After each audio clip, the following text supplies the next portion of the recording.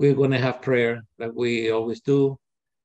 Heavenly Father, we appreciate this another opportunity that we have to be able to study your word, learn, perfect our knowledge of the word of God. We thank you for those who have been able to come into the class, and we trust that whatever it is discussed, it will be more than just something that we hear, but that we'll be able to allow it to take root in our hearts and produce fruit when the time comes. We ask you that you will accept our gratitude and your praise for the gift of your Son, Jesus Christ, our Savior, the Messiah of Israel, and also the Savior of the Gentiles.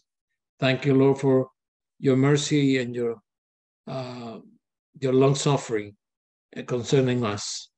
We commit ourselves to you, and we ask you for your guidance in Christ's name. Amen. Okay, we are still studying the nature of the kingdom of God, and one of the questions that was asked is how can we show that the promises that God made to Abraham have been already fulfilled? Because the belief of those who teach the millennium is that the promises made to Israel have not been fulfilled yet. Therefore, God is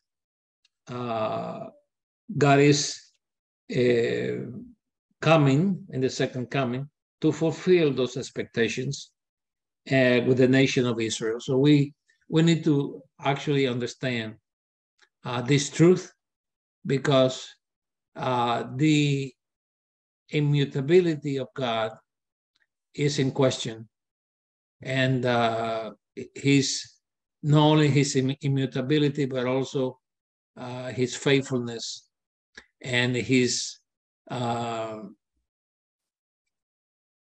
promise. Did he stop in fulfilling his promises? Man was able to actually postpone what he said that he was going to do.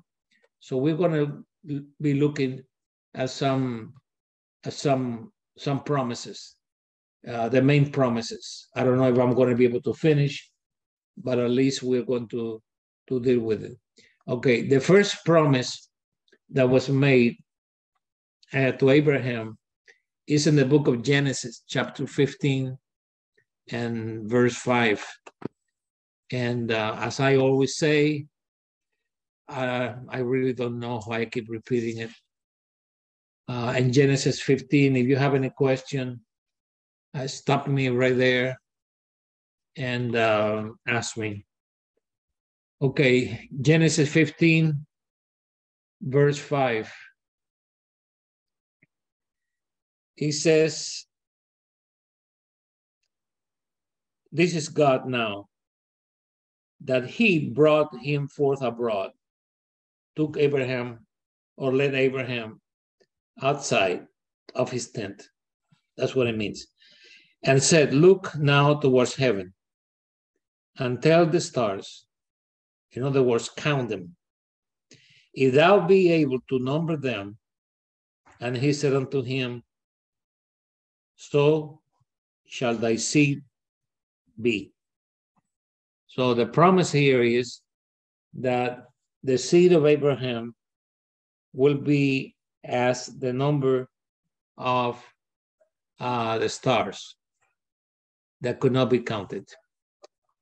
Now, let's go to Deuteronomy chapter 1. Deuteronomy is the fifth book in the Bible. Chapter 1 And there's anything you want to interject, feel free.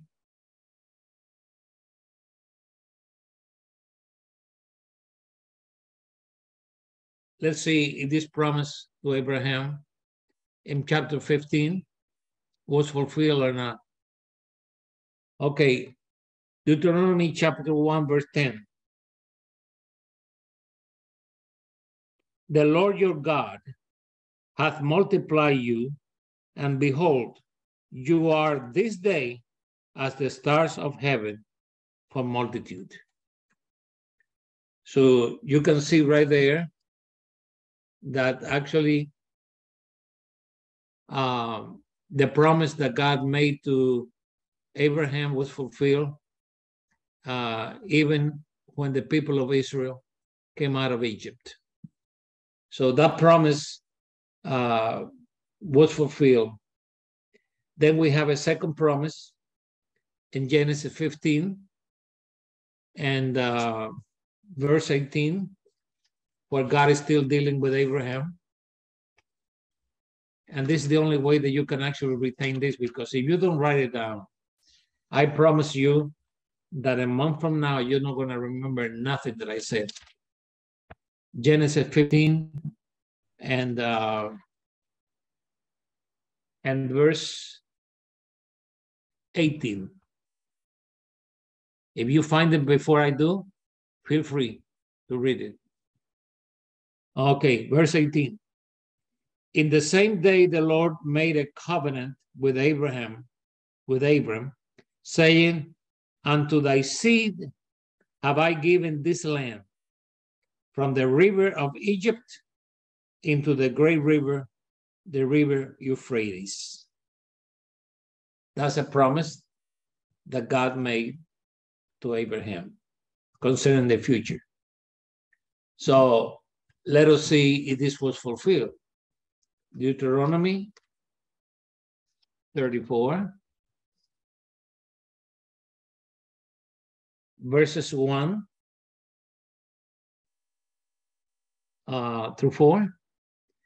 And Moses went up from the plains of Moab unto the mountain of Nebo, to the top of Pisgah, that is over against Jericho, and the Lord showed him all the land of Gilead unto Dan, and all Naphtali, and the land of Ephraim and Manasseh, and all the land of Judah unto the utmost sea, and the south, and the plain of the valley of Jericho, and the city of palm trees and Zoar.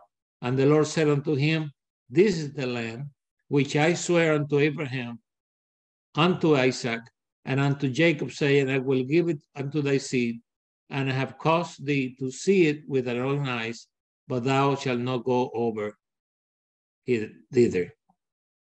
Okay, so the promise was made.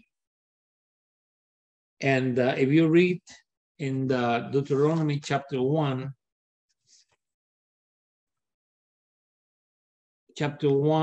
verse 7 and verse 8, and you know this thing that I'm serving in your plate, it's not an appetizer, okay? A lot of people find this very boring, but it's really the foundation of our faith. The only way that you can have confidence that the Word of God is what it is by studying it and actually getting into the meat of the Word of God. Deuteronomy chapter 1, verse 7 and 8.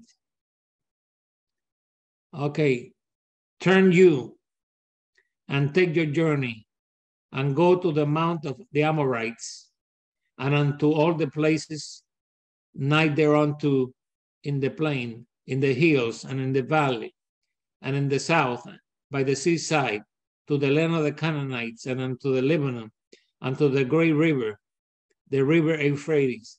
Behold, I have set the land before you. Go in and possess the land which the Lord sware unto your fathers, Abraham, Isaac, and Jacob, to give unto them and to their seed after them. So the promise that all that land was going to be restituted or given to the seed of Abraham was fulfilled. Now, remember this. Because of their unbelief, we cannot think of Israel as the people of God today.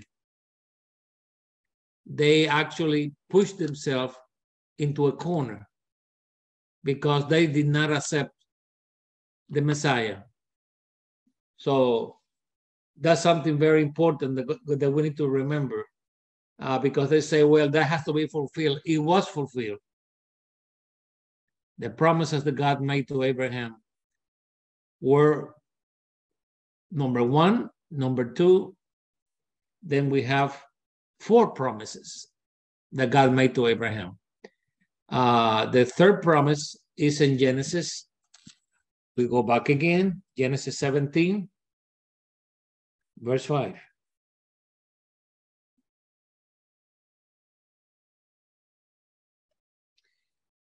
Okay, neither shall thy name anymore be called Abram, but thy name shall be Abraham, for a father of many nations. I want you to meditate on that. Do you see anything there? For a father of many nations have I made thee, or made you. Do you see anything there at all? Is there a word there that calls your attention? Okay, Sister Ivy, what is it?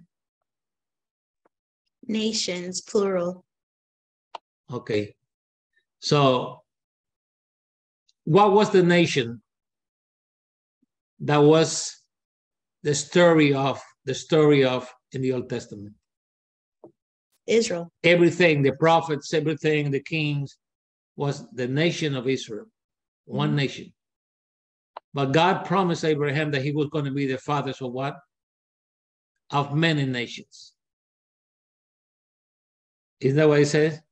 Yes, sir. That includes you. Amen. Because we are the seed of Abraham, according to Romans chapter 4. And really, I don't know if I'm getting ahead of myself here. Let me see. Okay, let us see the fulfillment of this. Romans 4, yeah, what I said, Romans 4, chapter 4, verse 13 and 14. Let us see if this is consistent.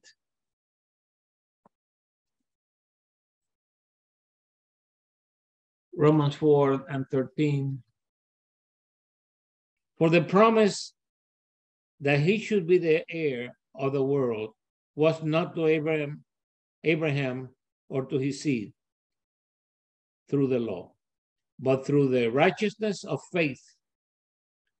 For if they which are of the law be heirs, faith is made void, and the promise made of none effect. Now you come to verse 16. Therefore it is of faith, that it might be by grace.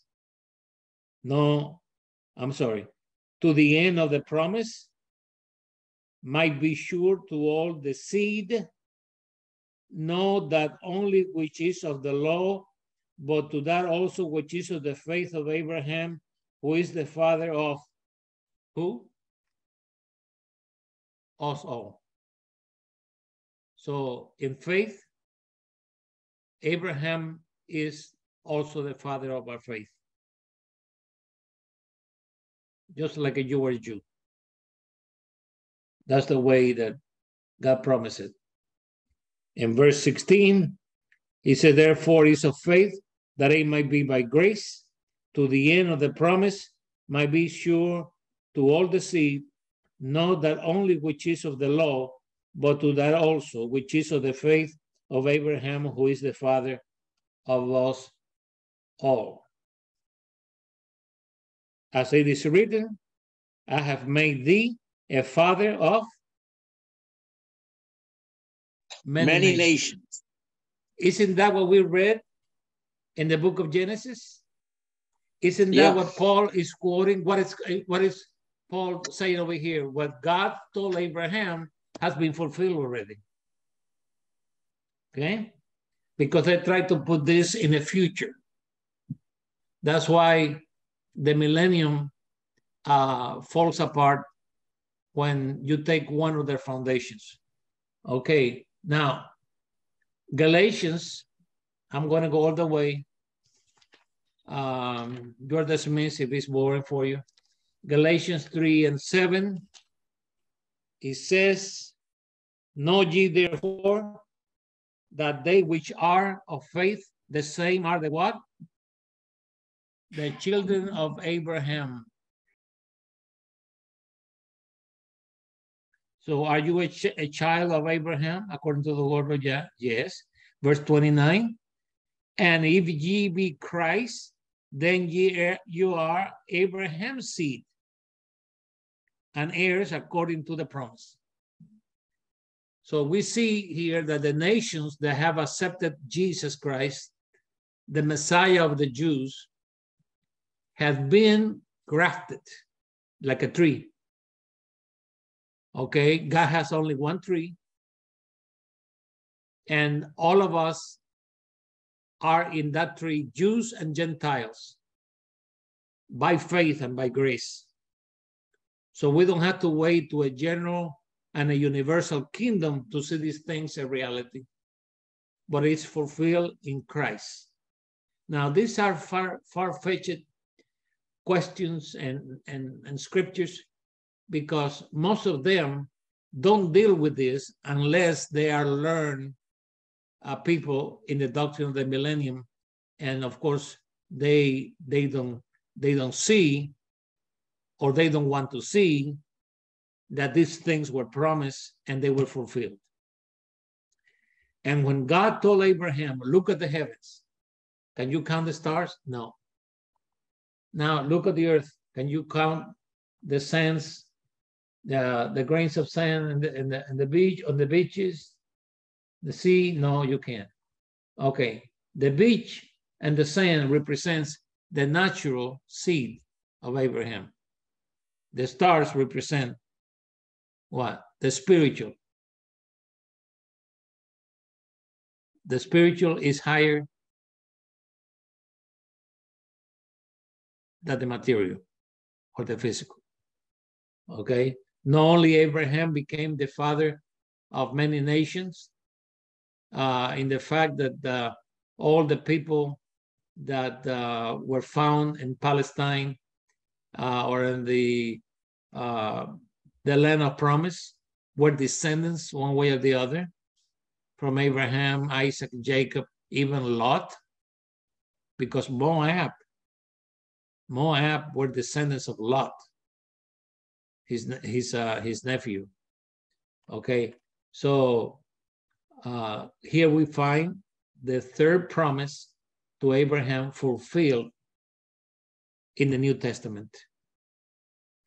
And then we find the fourth one, Genesis 22, verse 18.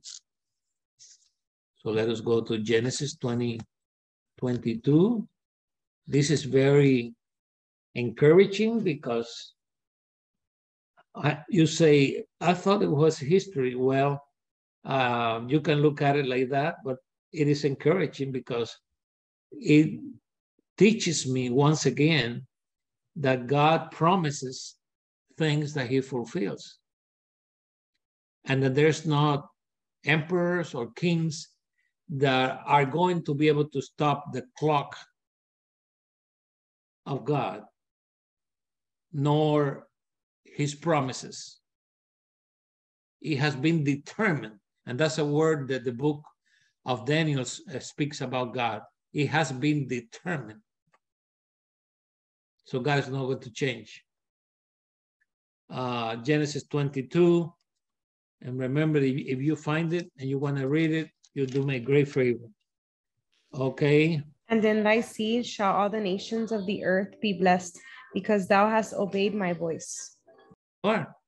All the nations of the earth will be blessed. What it means, all the nations, the blessings of God have come upon some of them because they accepted Christ as their Messiah, as their Savior. Okay, now that's the promise, Genesis 22:18. Now let us see the fulfillment. The fulfillment is in Galatians 3:16. I hope that you don't get tired of going from one place to the other. Galatians chapter 3, verse 16. Now to Abraham and his seed were the promise made. He said not, and to seeds as of many, but as one, and to thy seed, which is who? Christ. So this shows us the fulfillment in verse 14, that the blessings of Abraham might come unto the Gentiles through Jesus Christ, that we might receive the promise of the Spirit through faith. Now, all these wonderful things mean a lot when you're facing death. Is this true? Can we trust God? Can we believe that God will fulfill what he has said? Will he deviate? Will he change because the world changes?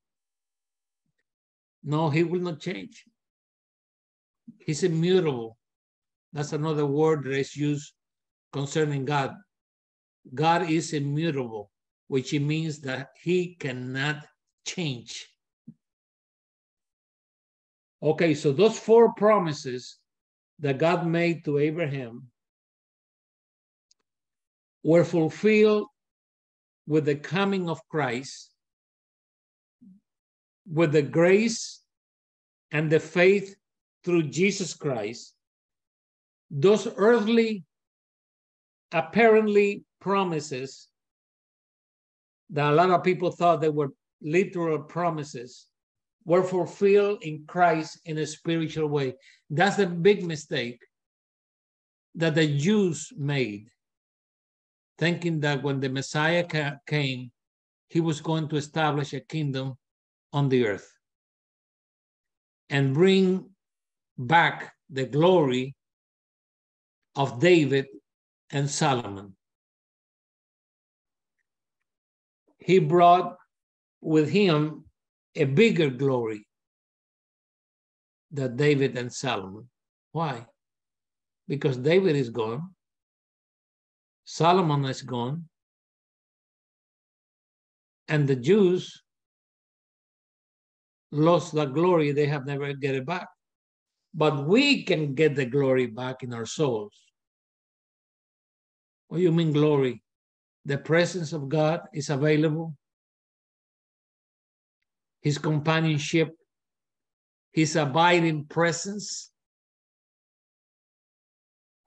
can give you the peace that you need in the moments when you are facing hard trials, when you are facing situations that you know they are bigger than you. That's bigger than anything else that David did or Solomon did.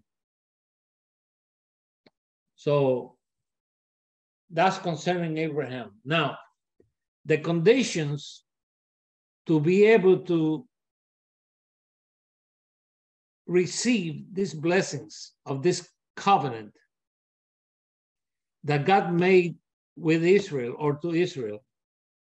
Let us see how these promises were going to be fulfilled. Number 1, conditions of obedience.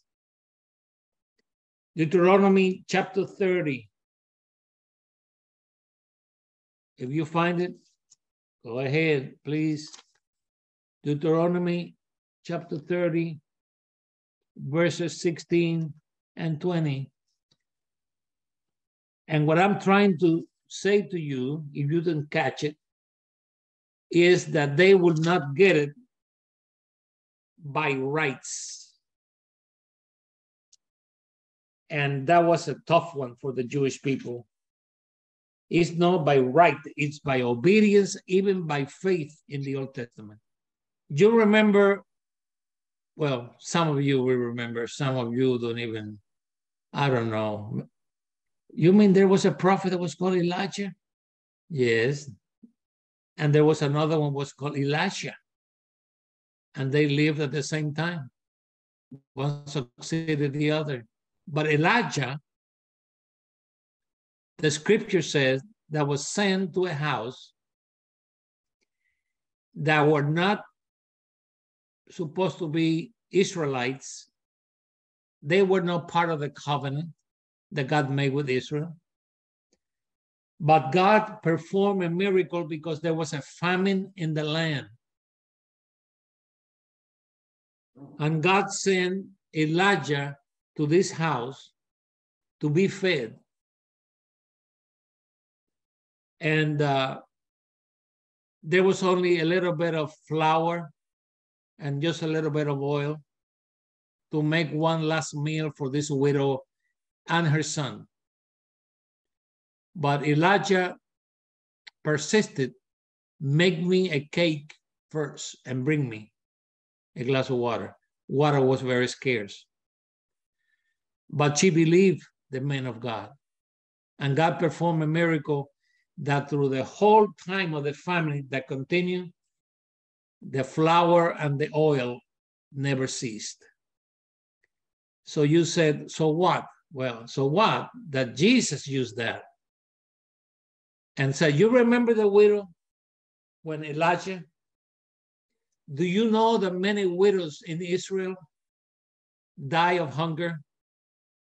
And God did not send Elijah to one of the Israelites, but sent her to a Gentile woman. So what happened here? It's not because you're an Israelite that you're going to be blessed.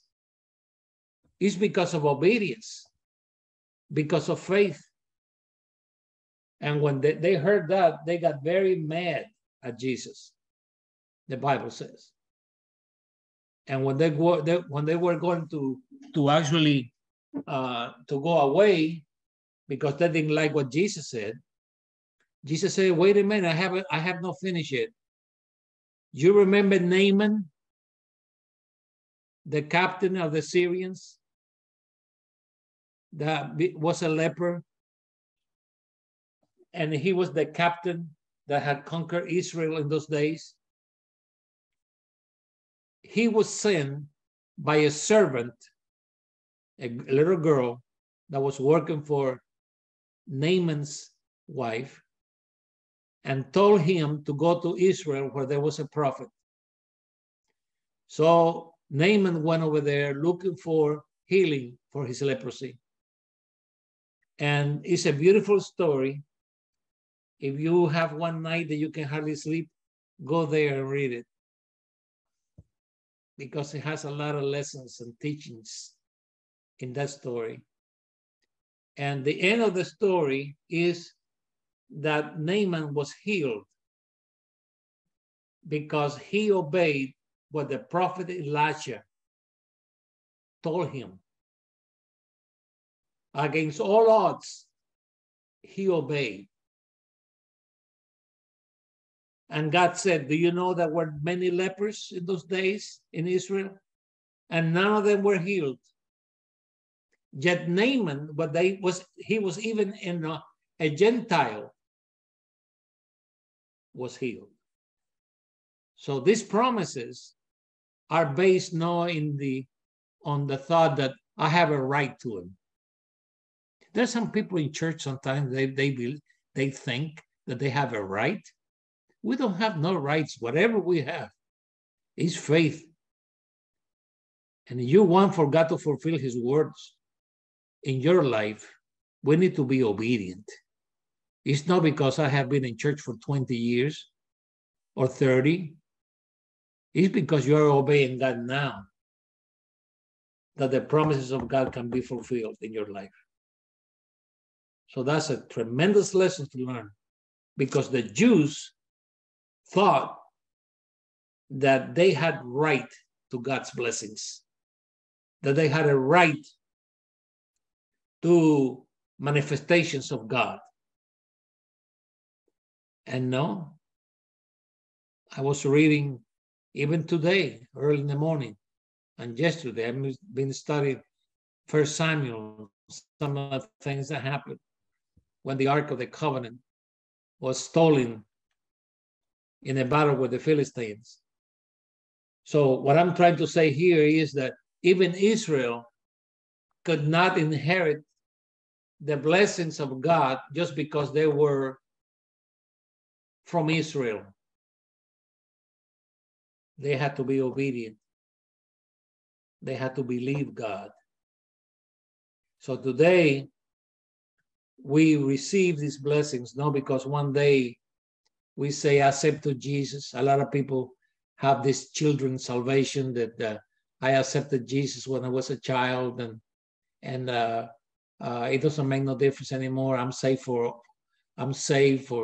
the rest of my life. You are so mistaken. You have to keep believing. Just because you believed once doesn't mean that gives you security. For God so loved the world that he gave his only begotten Son, that whosoever believeth, no, believed in past tense. Whosoever believes, I'm saying it now in English, present, will not perish. What does that mean? You have to keep believing. You have to keep obeying. That's what unites you to God. Through grace, you are saved. Through obedience, you stay saved. Any question there? God fulfilled his covenant with Israel as long as they obeyed that covenant.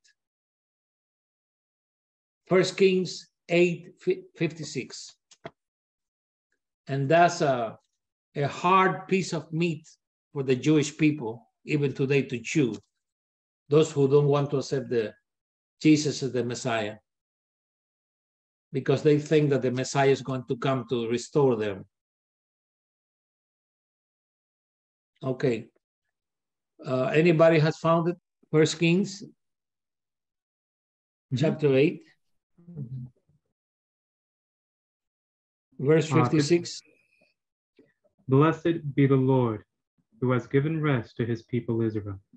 According to all that he has promised, there has not failed one word of all his good promise, which he promised through his servant Moses.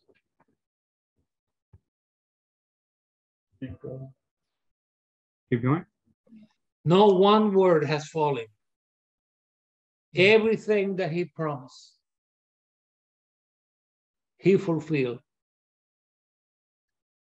When Israel was faithful and obedient, God blessed them.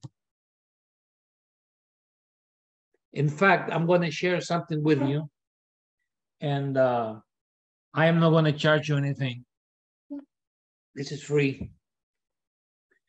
Today, I read in the scriptures that when the people of God in the time of Samuel, they had departed from obeying God, and they realized what had happened, because Samuel, who was not a warrior, he was a prophet, told them, I want to see you at Mizpah. It was a place, and they all came. And he rebuked them and told them, you have backslidden, you have turned to other gods, you are not serving the Lord anymore. And when Moses finished, and the Philistines were Some people call it Philistines, other people call it Philistines, so I'm using both words. Whenever the Philistines came close to attack Israel, all those people that came to Abraham, none of them brought spears or lances or weapons. They came there to hear Samuel, not to fight the Philistines. So none of them were armed. And God said through Samuel, go and face them, and God will be with you. Before he said that, he sacrificed a lamb to God in the name of the people for their trespasses and their sins and for all the things that they had done. So you know what happened? When the Philistines got ready to fight, God began to send from heaven lightning, thunders were heard.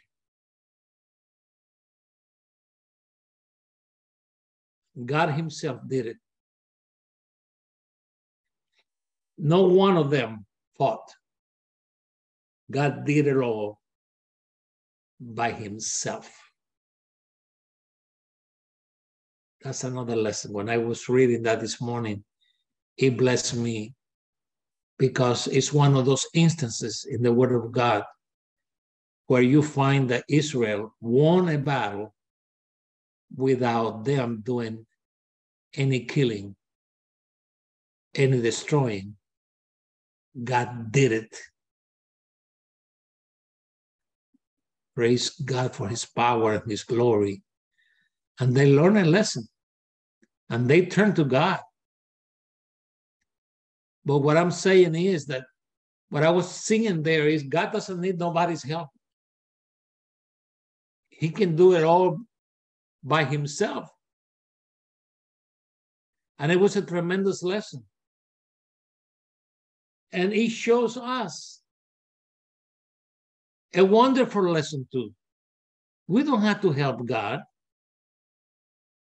to work our issues. Why don't we let him do the work? Just trust him, obey him, believe him.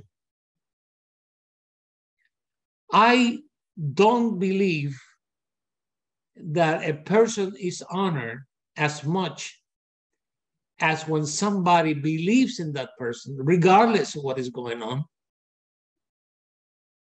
against all odds, and he said, I'm going to believe you. It brings honor to the person. Wow, he believes in me. I'm talking about, as people facing each other. So how much more should we believe in he who knows us? Now, Israel broke the covenant as a nation and was able to receive all the blessings that God wanted to give them. Like we find in Ezekiel 16. Let us go over there and let us learn something from this.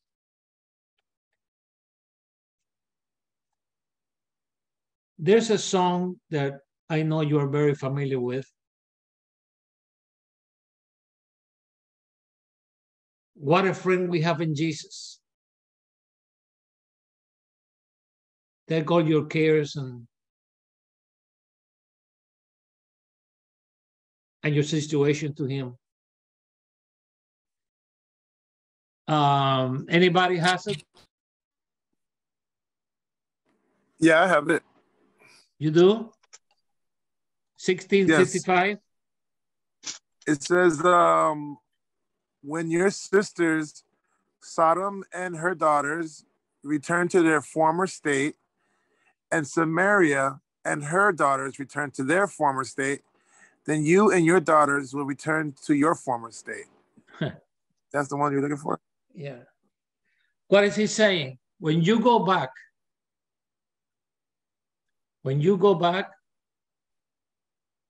to your right state, then I will restore you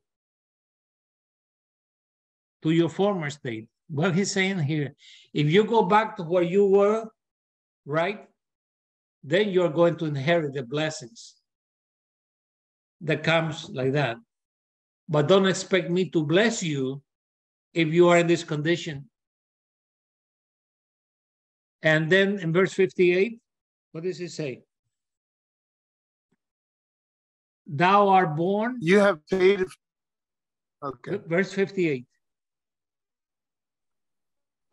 It says you have paid thy for your darkness and the abomination, said the Lord.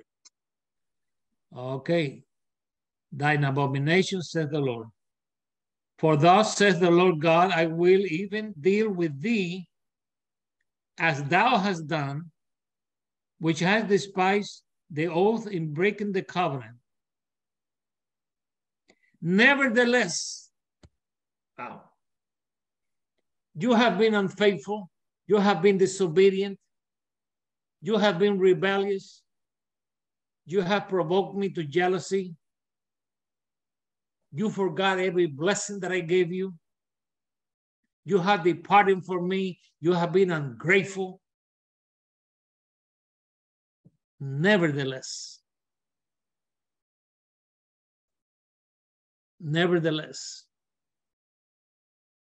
if you change your ways, I'm willing. See, that's how God deals. Aren't you glad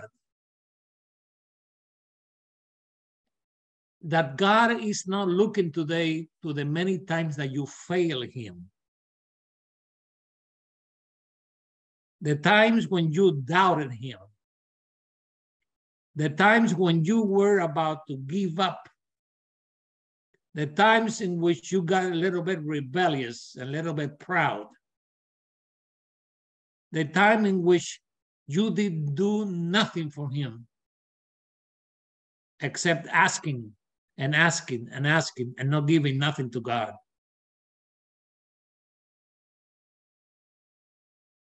And God says, but if you change, nevertheless, I will deal with you. I will treat with you. I will come to you. I will forget what you did. Isn't that what the word of God says, that he will cast out our iniquities in the depth of the sea? Isn't that what it says? I'm asking you a question. Isn't that what he said? Yes, it does. It's not another question or another answer, another proclamation from God, a declaration from God. He says, your sins and your rebellion and your iniquities are on my back. What is he talking about? Can you see your back? You can see your back. So your sins, this is a way of God expressing. Your sins are behind me. I'm not judging you now because you fail me. I'm blessing you now because you are being faithful to me now. You don't have a right to it. But if you obey me now, if you get right to the point that you do business with me, I will be faithful to you. I will take care of you. I will lead your life. I will strengthen you. I will console you. I will sustain you. I will give you peace when you need it. And when you are confused, I will show you which way you should go. Why? Because you are doing the right thing before my eyes. See, this is contrary to what a lot of denominations teach. that you are saved and you are secure forevermore. That's not true. You can fall from grace. You don't fall in grace. You fell, but you're still in the grace of God. No, the Bible doesn't teach that. So God is willing to do business with us if we are obedient to him, if we believe in him, and he's so gracious and so merciful and so forgiving that he's willing to put all that behind and say, I'm not going to judge you for what you did because you have come to me. You have returned to me. You have repented. That's glorious to me, that we serve a God that is like this. What if our God was not like that? What if our God was a cruel God and he was the only that there was? What if our God was the kind that if you fail him, he hit you in the head and you'll never recover? But we have a God that in his mercy, because of the blood that his son shed on the cross, if you come to him and repent, and here's where the teaching of repentance come in, and that's how people that are saved, that fall in sin, get back to God. You are not secure unless you repent. And those sins are washed away from your heart. I hope that that's clear enough. I can give you a multitude of scriptures, but we are dealing with this now. So, now listen to this, and I don't think I'm going to be able to finish. Since the first covenant was broken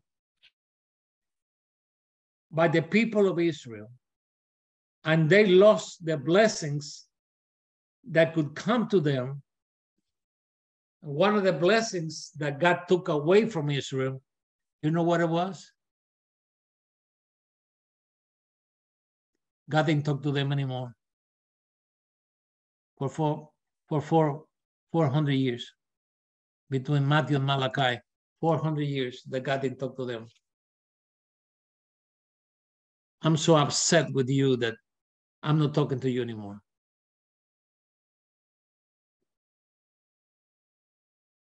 And the first words that broke the silence were the words of John the Baptist. Repent, for the kingdom of God is at hand. So the silence is broken with a word. Let us go back. Repent. Now, because that covenant was broken, God introduced a new covenant. A new covenant. I have so many scriptures here. It is unbelievable. Let us read. Let me see. I have about 3 or 4 minutes. Let us check something here. Let us go to Jeremiah 31, where it was prophesied. Remember that the Old Testament only prophesied until the coming of Christ.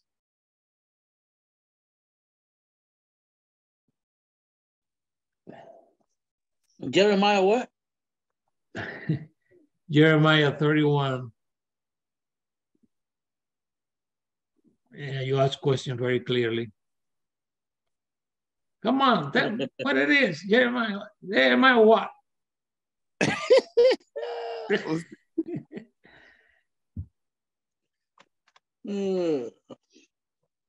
It's supposed to be, right? Yeah, I know you. And I love you. Thank you, brother. I love you too. Jeremiah 31.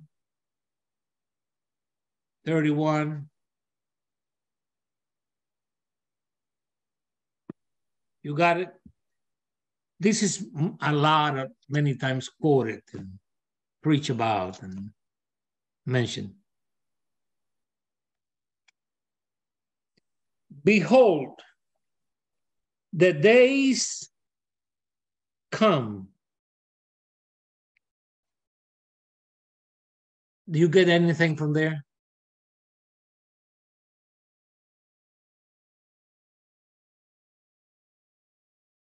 The word days. Why he didn't say the day is coming? Behold, the days come, says the Lord, that I will make a new, what? A new covenant with the house of Israel and with the house of Judah. Not according to the covenant that I made with their fathers in the day that I took them out, took them by the hand to bring them out of the land of Egypt, which my covenant they break. They broke it. Even though I was a husband to them, even though I treated them right, even though I clothed them, I kept sickness from their bodies, I fed them, I sent a pillow of like a cloud to cover them from the sun, the scorching sun. The wilderness gets very cold at night, and he sent a pillar of fire to guide them, and so forth and so on, so many things. And he said, but I'm going to make a new covenant. Because really, well, okay, let me keep reading. But this shall be the covenant that I will make with the house of Israel. After those days, said the Lord, I will put my laws in their inward parts and write it in their hearts. And I will be their God, and they shall be my people. And they shall teach no more every man to his neighbor, and every man his brother, say, know the Lord, for they shall all know me. They all shall know me. From the least of them unto the greatest of them, says the Lord, for I will forgive their iniquity, and I will remember their sin no more.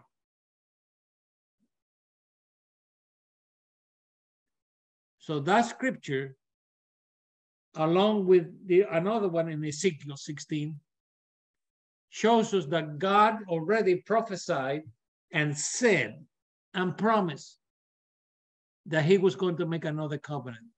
But this covenant was not going to be written in stones. It was going to be written in their hearts. This is one of the first scriptures that we find in the Bible, what God is going to actually deal directly with mankind in their hearts. Everything else was on paper, on stones, and commandments. But God is going to do something now. It's a miracle. I'm going to write my law. You're not going to obey it because you have to. You're going to obey them because you love me. I'm going to get right inside of you. And you're going to love me because you want to love me. Because when I'm through with you, when I touch your heart, it's going to be like when a lover speaks to her beloved, that goes straight to the heart.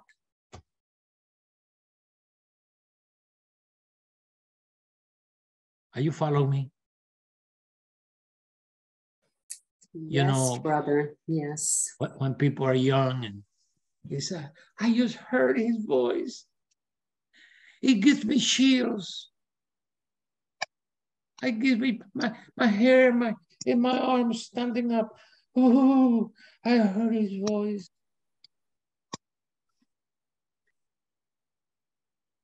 Well, that's what happens to me when God deals with me. Because his voice is just more to me than just reading the word of God in the book that we call the Bible. Is when he speaks to your soul, to your heart. And you don't have to be in a building. I'm going to finish right here. I think some of you are tired already. And we have a lot of ground to cover. Just to show you, because we are going to go to the place where you will see that there's not a kingdom coming. The kingdom is already here. And I hope that you don't miss it. So that's it for us tonight. I was glad to see each and every one of you. I trust that you have a good night and a wonderful rest of the week. May the Lord be with you in every way that you may need. So let us bow our heads, and I'm going to ask one of you to lead us in prayer, please.